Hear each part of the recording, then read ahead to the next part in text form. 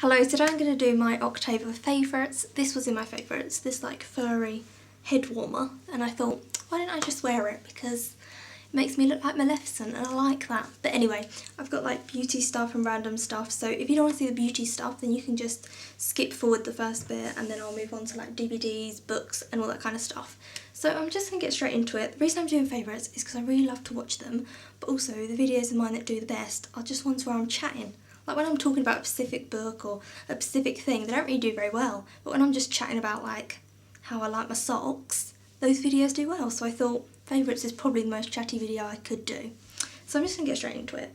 First up for beauty, I have beauty blenders. Just a general love for them. Think they're great. Got this one last year. I don't use it every day. And yeah, it's still in like good condition. Fabulous. Next I have, this is Maybelline's Colour Tattoo 24 Hour.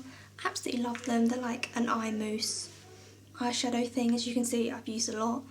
I love them. I think they're just great. They go on really easily. They feel really nice on your eye and everything. And yeah, they don't slide about either like you think they would because they're more liquidy. They don't, they just stay in your eye perfectly, and I love that.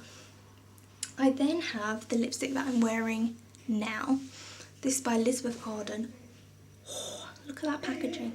Yeah, that's where I saw it. Look at this packaging, getting involved. Look at this packaging. It's by Elizabeth Arden and this is in the shade Cassis. And if you've been watching my channel for a long time, you'll know that I used to rave about this. I love it. I got it as a gift and this is what it looks like. It's just this really nice dark colour and I love it. I put it on with a like lip brush. What are they called? Lipstick brushes? I don't know, lip brush maybe? I put it on with that. It's really good. I absolutely adore it. It's so like smooth on my lips and I have really weird lips. So if lipstick's really perfumed, it like brings my lips out in a rash, but that doesn't, that's perfect on me. I then have, like this and one more beauty product and then I get into random favourites. This is a liquid concealer. It is from Miss Sporty, so it's really cheap. And I just put this under my eyes. I'll like show you. It's on like a little stick, which I don't know how hygienic that is, because if you've got a spot and you're putting that stick on the spot, surely you're just putting the oil of the spot back onto this. So I don't put this on spots, but I do just dab it under my eyes and then with the beauty blender just blend it out and it looks so good. This is in the shade Light. Nice and Pacific there, Miss Sporty. But yeah, that is really good. You should get it. It is good.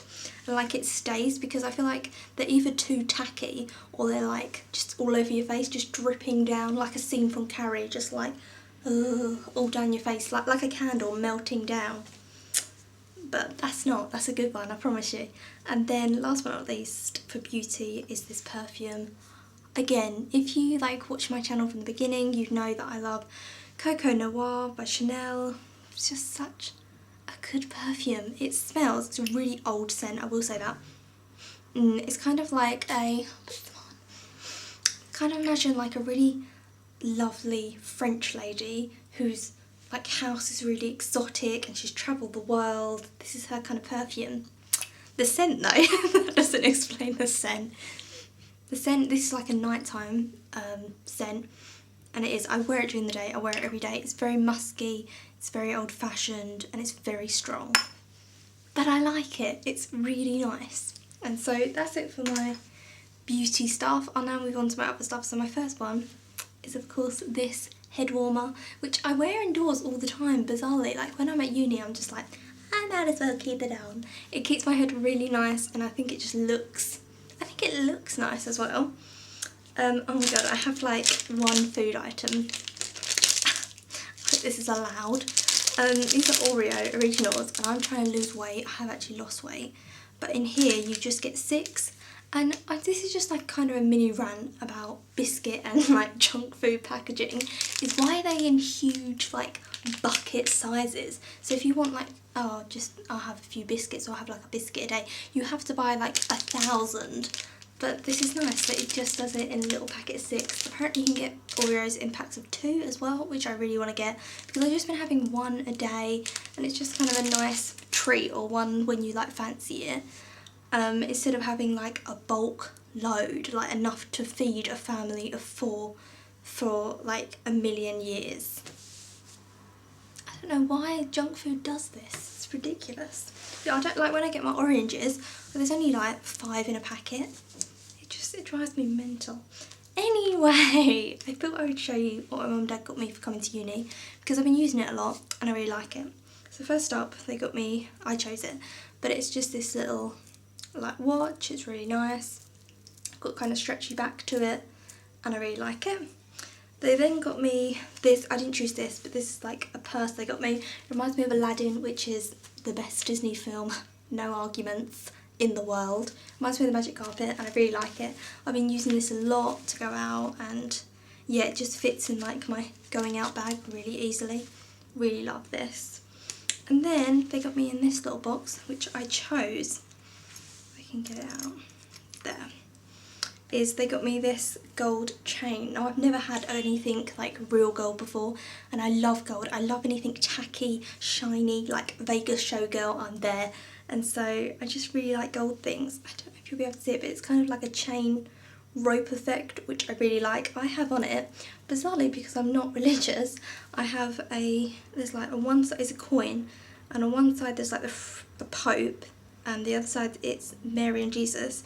But the reason I have this is because when I went to France, I got given it. This just lady gave it to me, and it was just a really nice day, and she was like a really fabulous French lady. She had like a feather boa on, she was just really sassy, and so she could have given me a coin with like, I don't know, a cow with like lipstick on going. And I still would wear it every day, because I don't wear it because what's on it, I wear it because it was just such a nice day and she was like so sassy. So that's why I wear this. It's nice. It's a nice necklace, and so I really like that. Oh, I also like, oh, I'll just add this to the favourites as well. I really like this, which I found in my room and I must have had when I was a kid. There you go. Some of you may recognise this. Write down in the comments if you recognise it. Okay, you ready? Together in Paris. It's the Anastasia film, which isn't actually by Disney. Did you know that? It's by like Fox or something. Thanks.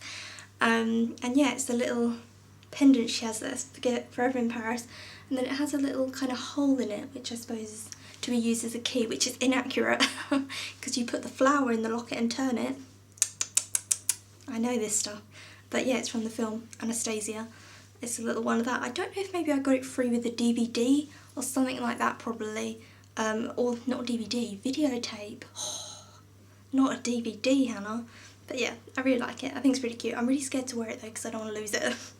But that is nice. And then I have just a few more favourite things. God, if you wanted a chatty video, you got it. I'm going to show you 2 DVDs. First up is Nightmare Before Christmas. Of course, it's Halloween-y time. I've really been liking this. I love it. But I feel like it's too Christmassy for Halloween and yet too Halloween-y for Christmas.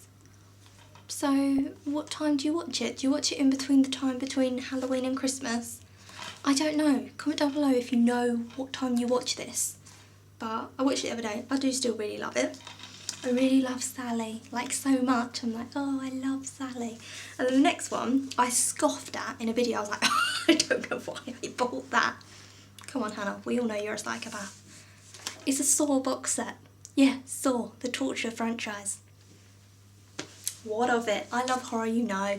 Like, I've been to horror all-nighters, I've been to horror festivals. Oh god, I'm obsessed. And yeah, I'll show you the box set because it's actually really good. But yeah, you have like this little holograph. Oh, that's freaky. And then you have Jigsaw on the back. And the design of this is really good because normally the design of box sets are crap. So you take the top off and then you take this bit off here. And what I'm going to do is I'm going to cover over the pictures because I don't want someone to like flag this video. But normally with any kind of DVD box sets, it opens up, so it just flaps up, and then you've got like a whole thing of DVDs and it's really messy. But they've done this like a book, which is such a good idea. So you've got the DVD here, and then you flick it over, and it's just like a book and it all like stays together. It's such a good idea. This way it doesn't get messy. And so yeah, I really like Saw. I really like this design of the box set. Like, just yeah, you know me. I like Saw. If you don't know what Saw is, I'll basically tell you. It's torture, that's what it is. People get tortured, but it does have a bit of more of a story to it. So if you want just a torture film, go for the Hostel franchise. I like that as well. Go for the Hostel franchise. That is pure torture. There's not really much storyline going on. Each of the films has the torture storyline, but it also has a storyline where it's just like set at a police station and they're trying to track Jigsaw, and that's all the other storyline is. Basically, there's this man and wife who are both doctors, and they give out a lot of free care because in America you have to pay for your healthcare. We don't in England, but they give out free stuff to try and help people. And basically he gets cancer and he goes to his insurance people to pay for his cancer treatment, and they say, we're not going to pay for your cancer treatment because there's a high chance you're going to die. And then his wife miscarries their baby because someone pushes a door into her stomach, and then she can't have children, and it's all really sad. And they're two people who've done everything for other people, and life has dealt them such a horrible hand that Jigsaw, before he dies, decides that he's going to do this, like, oh my god, look at me talking so fast. He's going to do this like torture thing where so he's going to take people who don't appreciate their lives or the people within them. So like a neglectful father, a drug addict, all types of different people, you know, an insurance person who denies people health care, and all these horrible people. And what he basically does is you have to fight for your life so you can live if you do what they say. So you've got, one of them's got like a big mask on, and he has to get the key to unlock the mask, otherwise it's going to like rip his jaw open and he's going to die. That seems like fair enough. Okay, where's the key? It's behind your eye, so you've got to cut your own eye out. Oh, lovely film, Hannah, lovely film. So that's basically what it is. I think it's really clever. A lot of people come back within it, so there'll be a person that was in Saw 1 and they'll be back in Saw 5, but they'll still be the same person. But it's clever how everyone like interlocks. And halfway through, Saw dies, so you have to work out who's carry on doing his work for him, because people obviously have to set up the traps, kidnap the people to put them in the places, and it's really interesting. And yeah, so if you're looking for something that's just torture, this is not for you, my friends, because you will get bored with the police scenes and the backstories, and just, it's all about like morals, and you have to have morals. So this will bore you. But if you want something that's like, it's torture, it's gory, of course, it's like a little bit jumpy but not massively, then this is for you, and it has backstory. So yeah, I really like Saw. I'm going to do a video, because it has been requested, of my favourite horror films, but I will say a lot of them are foreign horror films, because I really love French horror. I think Spanish horror has it down, Japanese horror. Japanese horror is either really mental and crazy and like funny, or it's all about folk tales and it's really creepy and good. Italian horror, so I will have a lot of subtitled films in there, and it will be more like extreme horror, so not really for people who are like, I kind of like a scary film, but I will do that. I might do one that's for people who are kind of like, I kind of like a scary film as well. But yeah, should I tell you some horrors, because I suppose it's Halloween soon. Horrors that you should see. Go and see The Babadook. That's by an Australian director. She directed it and wrote it. Basically, she did a short horror thing and it did really well at the festivals, so she did this feature film. It's really arty shot and it's really good. It's kind of a folk tale-y thing. It's not really that scary, but it is good. You know, in like, if we look at the cinema world, we've got repeats of everything. So you've got like Insidious 1 million, you've got, you know, Jurassic Park, Jurassic World, Jurassic this, you know, I don't know how many more Iron Man films or Marvel films they're really going to make. It's, you know, there's been so many Spider-Man films, and so for an original film to come into the cinemas and do well, it's very unlikely. So Babadook, I don't think did that well, but I feel like it's a cult film that in years to come we're going to look back on and be like, oh my god, why did we not like that film? Like a lot of cult films, like when they came out, didn't do well, but then it's in years to come people are like, oh, this was a really great film, why didn't we like it? And so yeah, The Babadook's really good. I would say The Orphan, if you're into just, you kind of like horror films. The Orphan, that's an American film. The Orphanage, the Spanish film, so freaking good. The Strangers is quite a good film, it's an American film. Vacancy, you know, Sinister, I do like Sinister a lot actually. They're good films if you just kind of want a bit of horror. Trick or Treat, which is a series of short stories, I suppose, collected together, and they're really surreal and really weird, and I like that as well. So yeah, there's just like a few suggestions. And that's it for films. Next up I have organisational things. Basically being at uni you have to be really organised because no one is going to do your like organisation for you, and you have to buy all your own notepads and stuff. And so I know it's a really unpopular thing to say, and everyone's like, I'm so clean and I'm so organised, and that's like a cool thing to say. I'm like a lazy slob, I swear to you. And so organisation has been a big thing. I'll just show you what I use. So I use this weekly planner. All this stuff is from Wilkinson's. It's basically what you do is it's Monday to Friday. It hasn't got a date on it, and I've basically just been putting my timetable in it, and it's been really cool for that. So I like that. I'd definitely get one of them. And if you're interested in doing like an English literature degree, this might be interesting to see what subjects I'm doing in my first semester. So drama, this is my favourite folder. It's a hard folder, and I would suggest getting a hard folder because in lectures it's just easier to write notes as opposed to these like floppy ones. It's quite difficult. So my drama one, and then I've put tabs, look at me. So Socrates, and there's all my stuff about that. Drama, reading approaches to reading, criticism, so critical reading. I've got studying language, which is so difficult. It's about language linguistics. And I got this like special folder for Wilkinson's, which has already got tabs in it. Because this is my hardest subject, I wanted it to just have like a really organised folder. And then lastly, reading literature prose. And there you go. So this tab says Dickens' Great Expectations and Affinity by Sarah Waters. And I've just been kind of doing these as well, which are like plot timelines. They don't tell you to do any of this, I'll just say that. They're just like, we're learning this. And then they don't tell you how to plan things or anything. But I just thought maybe that was quite a good idea, so you structure the story from start to end. I think it looks really nice as well. Yeah, so organisation's been a huge thing. I really like this brand of pen. Yes, I'm going to show you a pen. Look at the like top, I don't know if you can see, it's like really thin, like needle thin top, and I really like using these pens because it makes me feel like I'm writing with a quill or like a tattoo gun. Yep, they're called High Tech Point, and they're really good. So if you want to write with a quill, this will make you think you're doing it. That's something you need. And then I have two more things. I have this, which is just a series of penguin postcards. I got the like big box of them, so to people who are pen paling to me, you might get one of these in the post, but I am putting them in envelopes because even though they are just like postcards and I could just send them like that, I kind of feel like you might not want everyone to know like your business or whatever. I think it's quite nice to get things in an envelope, and so yeah, there's loads. So I really like them. I think they're really well made as well. They're actually like really thick card, which is good. Please everyone go and get this. This is so good. Okay, this is a book. It's an anthology, and I've spoken about it before. This is Types of Drama, Plays and Contexts, and it looks like this, just so you can see. You get it off Amazon, and it has so many plays in it, and it is so value for money. So a lot of the plays that are in this I already own, but I had to get this for my course.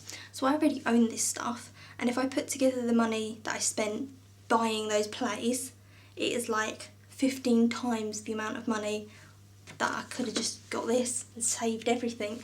So I'll give you some like of my best plays in here. Socrates, Antigone. Antigone is actually one of my favourite plays of all time. I once played Antigone, so that's probably why I like it so much. The narcissist within me. William Shakespeare, Midsummer Night's Dream, love that. Henrik Ibsen's A Doll's House, I put that in my favourite books video, and my life-changing, books video. You know how much I love that, it's so good. It's got Oscar Wilde, The Importance of Being Earnest. It's got Arthur Miller, Death of the Salesman, which is one of my favourite Arthur Millers. Now, Arthur Miller, the one thing with him is that his plays never go down in value. So I bought Broken Glass, which is like a really quite short play, and it was $7.99. That's a lot for a play, and so if you can get him in an anthology, I would definitely recommend it. I've kind of got too many of his books now to get an anthology because it would just be repeats. But yeah, this has got so many. If you see all the stuff in yellow, so like from here along, that's all the plays that are in it. This is so worth getting play anthologies because plays can be ridiculous amounts of money. So yeah, definitely get this, it's really cool. And that's it, that's the end. This was really chatty. I'm so sorry, but this was a really chatty favourites video. I hope you like it. I can't stop stroking my head. And yeah, I hope you like this video, and tell me like what your favourites are, and tell me what horror films like you're going to be watching for Halloween, because I'm excited to like see what like horror films. And yeah, I've got like a mood lamp here that uni gave me. Hello, hello, how are you? Anyway, I'll film the video because I'm getting a bit delirious. You know how I get. And so I'll see you again soon for another video. Happy Halloween!